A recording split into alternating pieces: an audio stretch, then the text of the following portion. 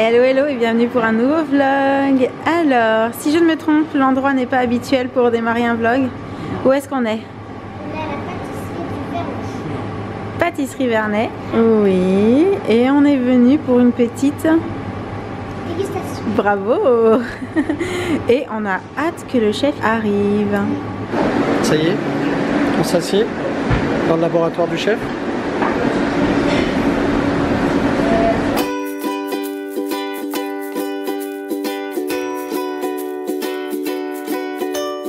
On va commencer par la simplicité, donc la tarte au citron, c'est un grand classique de la pâtisserie française.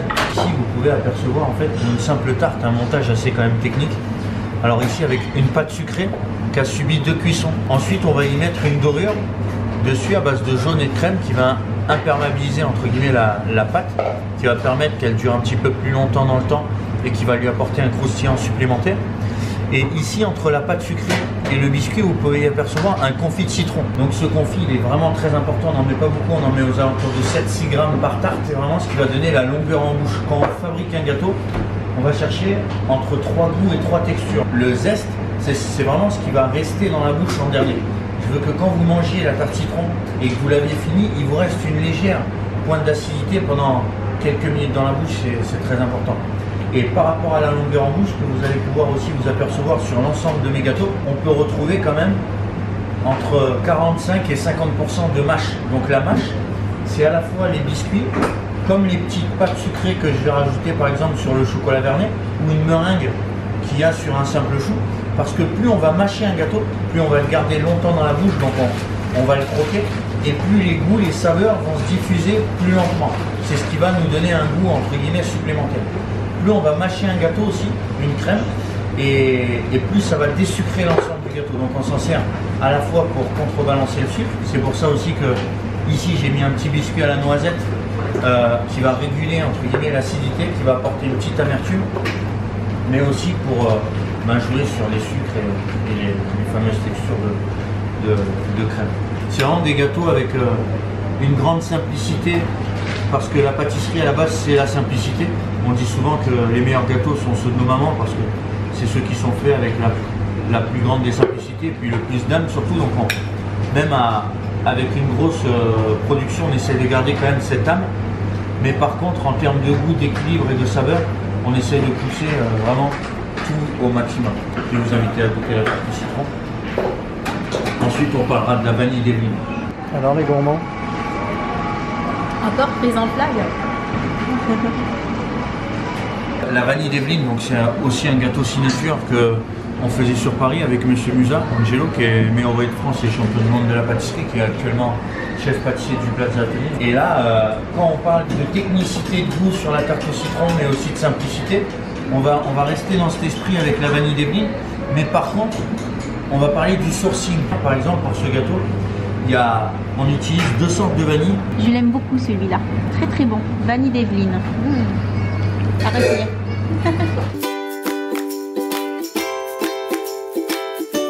Moi j'aime le chocolat, j'aime le praliné. Donc je pense que ça va être un de mes gâteaux préférés. Toujours parce qu'il y a cet aspect, il y a beaucoup de choses dedans en fait, mais c'est pas lourd. Oui. Et on sent qu'il ne va pas nous rester sur l'estomac non plus, c'est vraiment agréable. C'est le corps liquide qui fait ça. Oui. Si j'avais fait exactement le même gâteau mais sans le praliné au milieu, On aurait trouvé ça plus lourd. puis ça aurait été que du chocolat. Oui. En fait, ça c'est un gâteau qui est étudié pour manger dans la rue. Quand j'étais petit, je mangeais un gâteau qui avait un peu la même forme. Vous savez, c'est un gâteau glacé, je sais pas si vous l'avez connu. Et en fait, on le prenait au goûter, on croquait dedans. Et là, je voulais vraiment retrouver donc, la particularité d'un gâteau léger, donc avec une mousse au chocolat, une panna cotta à la noix de coco. On a un croustillant à la fleur de sel, un biscuit brownies et chocolat. Et la deuxième chose, c'est que quand on va croquer dedans, on va avoir vraiment l'ensemble des goûts. Et ça, c'est vraiment important. C'est pas un gâteau à déguster à la cuillère. Et alors, cette petite herbe verte, voilà, on va en parler un petit peu, qui se retrouve sur 40-50% de ma gamme, ça s'appelle l'Astina cress. C'est une petite herbe qui a un petit goût anisé en fin de goût. Et l'anis a vraiment une particularité, ça rince le palais. C'est tellement un goût fort que ça rince le palais. Et quand vous avez un gâteau avec beaucoup de chocolat, beaucoup de sucre à l'intérieur, c'est bien de le manger en dernier parce que ça va. C'est comme si on prenait un chewing-gum, ça va un petit peu rincer le palais. Je vais vous en sortir. Intéressant. Mais moi je l'ai mangé avant. Oui, mais tu m'as demandé si c'était comestible, je t'ai dit oui, mais je t'ai pas dit quand. Ouais.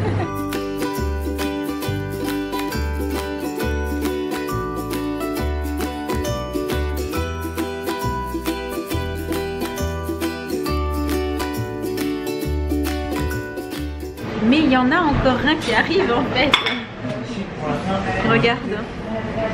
ça, c'est mon gâteau signature. Voilà. C'est un gâteau que j'affectionne beaucoup. On a mis du temps à remettre au point ici. On va apercevoir de près que le fin enrobage se casse. Et là, vous allez voir les couches. Ici. Quel travail. C'est beau. C'est beau, au fur et à mesure qu'il le coupe, je suis... ouais, ça donne envie rien qu'en le regardant. C'est un plaisir pour les yeux. C'est ça, c'est pas que le... C'est très beau. Ah oui, avec les couleurs. C'est très beau. Alors cette dégustation les enfants, C'était super chouette. On a appris plein de choses sur la pâtisserie, sur comment on réfléchit, on élabore un gâteau. C'est super intéressant. Qu'est-ce que tu en as pensé toi papa? C'était très sympa. C'était chouette, hein. Et en plus on s'est régalé. On a appris énormément de choses. Et c'est vrai que c'est très intéressant de revenir un petit peu sur comment sont pensés en fait les gâteaux, comment on va choisir tel et tel ingrédient, comment on va doser pour que ce soit vraiment le meilleur possible, sans être trop lourd, sans être trop écœurant, voilà, trouver le juste équilibre, Entre le sucre, comme l'a très bien dit l'acidité, Et c'est très intéressant, vraiment. C'est vrai que du coup quand on va les manger, je pense qu'on va les regarder différemment. Oui, on repensera à Et ce on qu'il va nous les aura apprécier aussi différemment. C'est vraiment très instructif et très chouette. On espère que ce petit moment dans la pâtisserie Vernet avec nous vous aura plu. Et je sais pas du tout ce qu'on va faire cet après-midi, donc on vous retrouve tout à l'heure. Ciao. À tout à l'heure.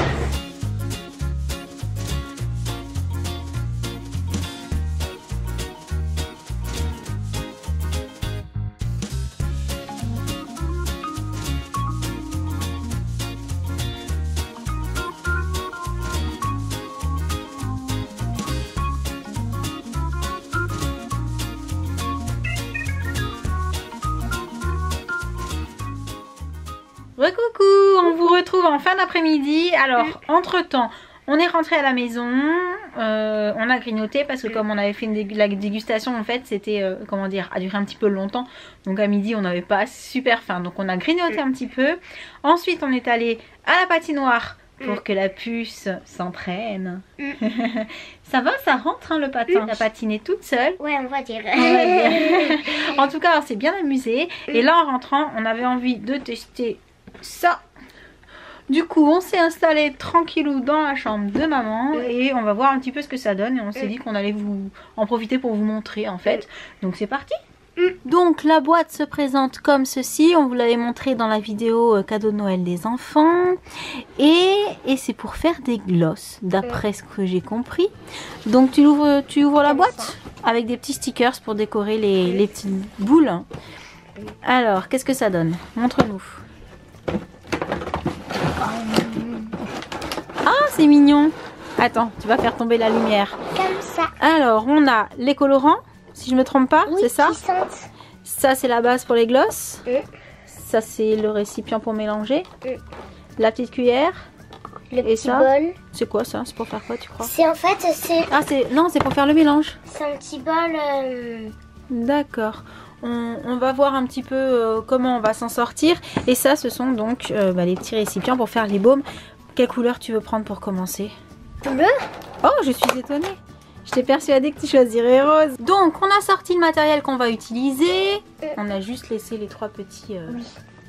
petits récipients à baume à lèvres. Et on se penche là sur le mode d'emploi. Donc on va lire tout ça. Quand on aura compris tout ce qu'il faut faire, on revient vous le dire. Alors, on nous donne deux options pour commencer. Une option micro-ondes, une option bain-marie. Curieusement, celle au bain-marie me paraît plus simple en fait, puisqu'il faut préparer le matériel, mettre le verre doseur avec les 10 grammes du mélange là dans le petit bac et en fait rajouter l'eau très chaude autour Voilà, et mélanger pendant que c'est dans le bain-marie. Donc ça me paraît plus simple que de le mettre au micro-ondes et de risquer de trop chauffer. Du coup, je pense qu'on va partir sur l'option B, bain-marie. Donc, la puce. Alors, préparer le matériel. Je pense que c'est ça. Pour faire le gloss en clipsant le couvercle et le bas du moule ensemble. C'est-à-dire, c'est comme ça ou c'est comme ça, tu crois? C'est comme ça, je pense, parce que là... Ah oui, c'est dans le sens là. Non, pas comme ça, je pense. Regarde, par rapport au dessin. On dirait que c'est dans le sens là. Donc, comme ça. Ensuite, placer le verre doseur. Alors, sachant qu'il faut avoir au préalable mis 10 grammes dans le verre doseur. Donc, effectivement, le petit verre doseur, je ne sais pas si on verra bien, mais il y a des petits traits. Et c'est indiqué 5, 10, 15, 20. Donc, on va le faire. Alors, j'ai ouvert pour la matière. Là, il va falloir que tu arrives à prendre dedans. Ah, c'est...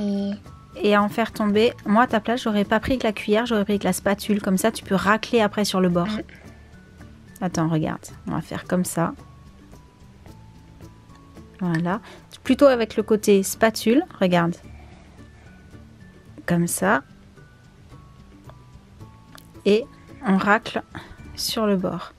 Tu fais ça jusqu'au 10, jusqu'au deuxième trait. On a réussi à en mettre à peu près jusqu'au 10, je pense. J'ai dû aider un peu la puce parce que comme la matière est un petit peu dure, comme vous pouvez le voir là dans le pot, c'est pas forcément évident de réussir à bien doser et puis de réussir à la faire tomber au fond. Mais voilà, on y est arrivé. Donc, on va aller faire bouillir de l'eau puisqu'après, il faut mettre le récipient là-dedans. Mettre de l'eau chaude pour pouvoir ensuite faire le mélange puisque ça va fondre. Donc on va préparer tout ça, on revient. Donc j'ai pris de l'eau, mais comme il fallait pas qu'elle soit forcément archi méga bouillante, juste à 38-45 degrés, j'ai pris l'eau en fait très chaude du robinet, celle que au bout d'un moment on peut pas laisser la main dessous tellement c'est chaud, mais qui n'est bouillante pas non plus, comme ça c'est pas dangereux. Je vais donc en verser tout autour du récipient. On va éviter qu'il flotte quand même, sinon ce ne sera pas forcément très pratique pour remuer. Donc voilà. Ensuite, mademoiselle, quelle est l'étape? Mélanger le gloss de manière à avoir une texture lisse. Donc là, en laissant ça dedans, en fait, tu vas le tenir comme ça. Et avec la partie petite cuillère, là, si tu veux, tu mélanges. Ou si tu veux, je le tiens. Peut-être c'est plus facile pour toi? Non? Ou plutôt c'est moi qui tiens. Alors vas-y, tiens-le si c'est plus facile. Essaye de mélanger pour que ça puisse devenir lisse. Donc là, pareil, on va s'armer de patience et on vous reprend quand c'est fait. Au final, c'était trop long au bain-marie. En fait, ça devenait pas assez liquide. Donc je suis allée le faire chauffer au micro-ondes. Par contre, sur le mode d'emploi, il y a marqué 3 minutes. J'ai juste mis 1 minute sur 720 et ça a suffi pour que ce soit liquide. C'est ce qui était demandé. Et aussi pour mélanger, on a pris une vraie petite cuillère parce que celle qui est fournie dans le kit, elle n'est pas assez costaud. En fait, elle se tord beaucoup trop. Mais donc là, c'est bon. La préparation est prête. Si je ne me trompe, on va passer à la coloration, au parfum. Donc là, je te laisse faire. Donc vas-y, choisis les couleurs que tu voudrais mettre. Là où les couleurs. Je vais prendre la fraise et la myrtille. La fraise et la myrtille. Qui veut partir? La fraise a voulu partir. Hein. Ok, donc ce qu'on va faire, c'est qu'on va mettre 10 gouttes de l'une et 15 gouttes de l'autre. Est-ce que tu vas y arriver? Parce que parfois, ils sont un petit peu épais. Et parfois, tu as du mal à presser pour faire tomber dedans. Ok, et donc on passe au vert. Vert blond, on dirait. Il est joli. Très. Ouh, c'est dur. Il est dur? Très. Enlève le petit autocollant autour si jamais il te gêne.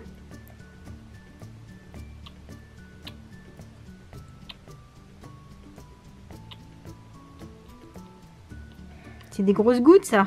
Oui. Tu penses qu'il y en a assez? Oui. Oui? Ok, bah mélange, vas-y. On remue, on remue, on remue. C'est bon, ça a l'air pas mal. Donc là, on va passer à l'étape du moule, en fait. Si je ne me trompe, puisque là, il fallait assembler les deux comme ça. Et d'après le mode d'emploi, ensuite, il faut... Verser. Alors, c'est ça. Il faut verser dedans. Ouais, c'est vraiment rigolo.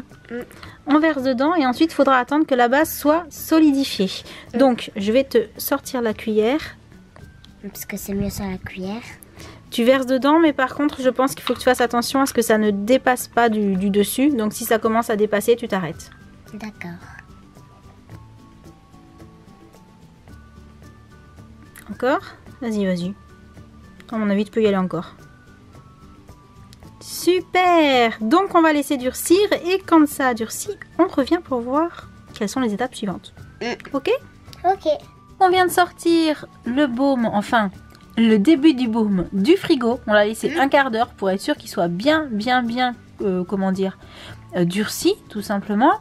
Et on va voir un petit peu comment est-ce qu'on fait maintenant. Donc, d'après le mode d'emploi, tu prends ça, tu l'ouvres. Tu prends la partie qui a ça. Tu enlèves le dessus. Et ensuite, est-ce que tu veux le faire ou est-ce que tu veux que je le fasse? Je préfère que tu le fasses. Tu préfères que je le fasse. Alors, d'après ce qu'il est inscrit, on va tout simplement retourner ça, en fait, là-dessus. Et on va Ensuite, il faut pousser pour que le gloss se fixe sur la grille. Donc, je pousse. J'espère que je pousse assez.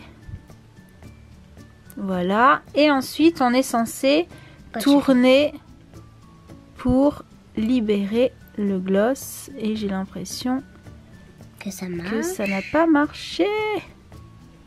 Est-ce que ça le... Non, ça l'a pas libéré. J'ai pas poussé assez. Attends, on va pousser plus. Oh là là. Pourtant, je pousse fort. Hein. Et ensuite, tourner. Ah, ça y est. Ça y est. Bon, il est un petit peu caché du coup. Peut-être qu'il y en avait un petit peu trop. Attends, ce qu'on va faire, c'est peut-être... On va enlever un petit peu du gloss. Enlever le surplus. Voilà ce que ça donne. En tout cas, il est super joli, rose comme ça. Je sais pas si on verra bien, mais il est plutôt réussi pour une première. Il y a juste un petit trou derrière, mais on le montre pas. Et donc, pour le refermer ensuite, tout simplement, on remet le capuchon. Et le but, c'est de le personnaliser avec les petits stickers là. Donc, on va le faire tout de suite. On met le petit autocollant.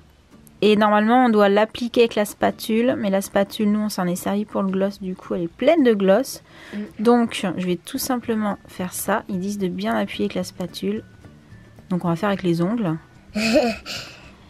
Et voilà, tu as ton petit gloss personnalisé. Tu nous montres comment tu t'en mets de ton petit gloss? Ils sont bons? Oui. Fais voir sentir.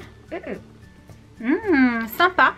Encore une fois, c'est vraiment le genre de petits jeux, de petites activités que je trouve super rigolotes parce que c'est du maquillage, entre guillemets, c'est un gloss, hein, c'est très très soft, c'est pas coloré, c'est juste parfumé et c'est hyper rigolo à faire avec la puce. Hein, c'est très rigolo. C'est ludique, voilà, c'est un jeu qui est marrant et pour les petites filles, je trouve ça juste idéal. Oui. Qu'est-ce que tu en penses? Moi, je trouve que ça serait vraiment Est-ce que tu préfères ça ou les Nums Nums? Les deux, hein, c'est pas pareil. Ouais, c'est parce que... C'est différent, c'est pas le même procédé en fait.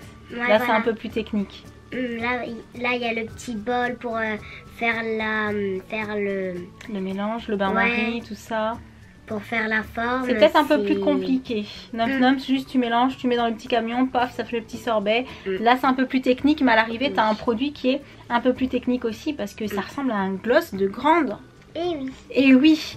Donc, sur ce, on arrive à la fin de ce vlog. J'espère qu'il vous aura plu. Nous, on s'est bien amusé aujourd'hui parce qu'à l'arrivée, on a découvert plein de bonnes pâtisseries. On a fait des petits gloss. Oui. Entre temps, on est allé à la patinoire pour s'amuser. On vous a pas forcément repris des images parce que bon, si à chaque fois qu'on va à la patinoire on filme, à force je pense que vous allez, enfin peut-être vous en auriez marre.